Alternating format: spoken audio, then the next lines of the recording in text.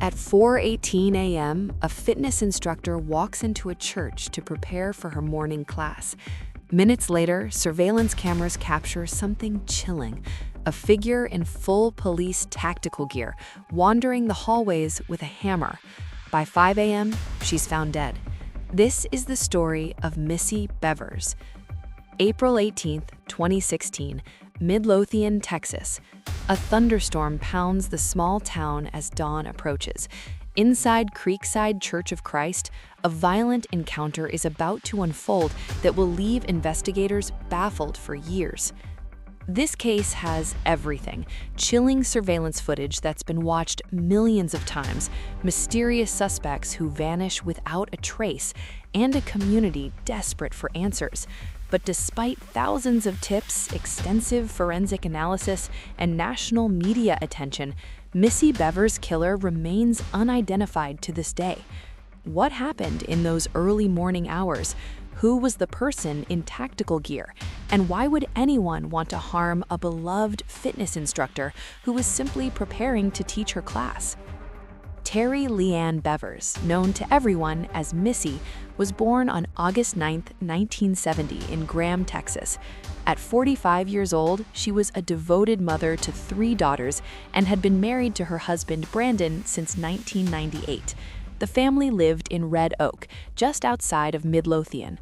Missy worked as a fitness instructor for Camp Gladiator, leading early morning boot camp classes. She was known for her infectious energy, her dedication to her students, and her positive spirit. Those who knew her described a woman who genuinely cared about helping others achieve their fitness goals. She wasn't just an instructor, she was a motivator, a friend, and an inspiration to many in her community. On that April morning, she was simply doing what she loved, preparing to help people start their day with exercise and encouragement. The night before, due to severe weather forecast, Missy had informed her class that instead of meeting in the church parking lot as usual, they'd hold the session indoors. It was a last-minute change, a decision made to keep her students safe from the storm, but it may have sealed her fate. At 4:18 a.m., surveillance cameras captured Missy Bevers entering Creekside Church of Christ. She was there early, as always, to set up equipment and prepare the space for her 5 a.m. class. Outside, rain continued to fall heavily, lightning illuminating the dark Texas sky. But Missy wasn't alone in that church.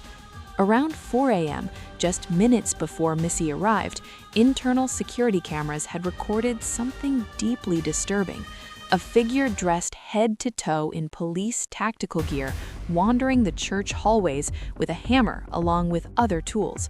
The footage is haunting. The individual moves slowly through the corridors, occasionally smashing glass windows and attempting to open doors along the hallways. Their movements are deliberate, methodical, yet somehow aimless at the same time. They use the wall for support, appearing to have difficulty with their right leg or foot. The gait is unusual, distinctive, unforgettable to anyone who's watched the footage. What was this person doing? Were they waiting for Missy specifically, or had they broken in for another purpose entirely? Missy was in the process of transporting her exercise gear from her truck into the church when she presumably encountered the suspect inside. What happened next remains partially unknown, as the specific location where their paths crossed has never been publicly revealed by police. Shortly after 5 a.m., one of Missy's students arrived for class. What they discovered would haunt them forever. Missy Bevers was found dead inside the church, the victim of a brutal attack. Emergency services were called immediately, but it was too late. Missy was pronounced dead at the scene. Investigators found Missy with multiple puncture wounds to her head and chest. A police warrant would later state these injuries were consistent with the tools the suspect was seen carrying in the surveillance footage. A hammer was discovered near her body, though police have never confirmed if it was the murder weapon. The surveillance footage became the focal point of the investigation. While cameras outside the church weren't functioning that day, the internal cameras had captured crucial evidence. The problem was, the footage raised more questions than it answered. Who was this person in tactical gear? Investigators initially believed the suspect was male. However, police later changed their assessment.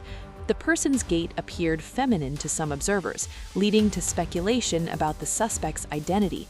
But in 2021, the FBI consulted Dr. Michael Nierenberg, a forensic podiatrist, to study the suspect's walk. His conclusion was definitive. The heavy gear and weapons affected the person's gait, and gender could not be determined from their walking pattern alone. The suspect's distinctive limp or difficulty walking raised more questions. Was it a genuine injury, or was it a deliberate attempt to disguise their identity? Police have suggested it might have been a temporary condition, meaning the person might walk normally under different circumstances. At first, burglary seemed like a possible motive. Someone breaks into a church, gets surprised by Missy arriving early, and a confrontation turns deadly.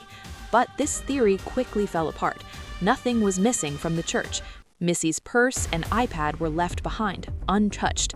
Whoever this person was, they weren't there to steal. This led to investigators to a chilling conclusion. Missy may have been specifically targeted. The break-in, the tactical gear, the random smashing of windows, it was all staged to make the crime appear as if it were a burglary gone wrong. Search warrants revealed disturbing details. Missy had reportedly received strange, creepy messages from an unknown person on LinkedIn. Investigators theorized the suspect may have used a smartphone to track her schedule and might have even recorded the murder. Investigators tracked down one person who had messaged Missy online in the months before her death, but the conversation turned out to be flirtatious and ultimately innocent. That lead went nowhere. As with many cases, investigators looked closely at those closest to the victim. Missy's husband, Brandon, and her father-in-law, Randy, were both questioned, and their alibis were thoroughly checked. Brandon had been on a fishing trip in Mississippi at the time of the murder. Randy was traveling in California. Both were eventually cleared. However, suspicion briefly intensified around Randy when a search warrant revealed that he had taken a bloodied shirt to a dry cleaner just 4 days after the murder. Randy explained the blood came from breaking up a fight between two dogs. Forensic analysis confirmed his account. The shirt contained only dog blood, no human blood. Another dead end. Then there was the mysterious vehicle. In May 2016, police released images of a 2010 to 2012 Nissan Altima that had been captured on surveillance cameras at SWFA Outdoors, a sporting goods store located near Creekside. The footage showed the vehicle entering the parking lot around 2 a.m. on the morning of the murder, more than 2 hours before Missy was killed. The driver's behavior was bizarre. They circled the parking lot multiple times. They randomly flashed their headlights. They parked in a secluded area for several minutes, then left via US 284. The vehicle appeared to have an oval bumper sticker, but the quality of the footage made it impossible to read.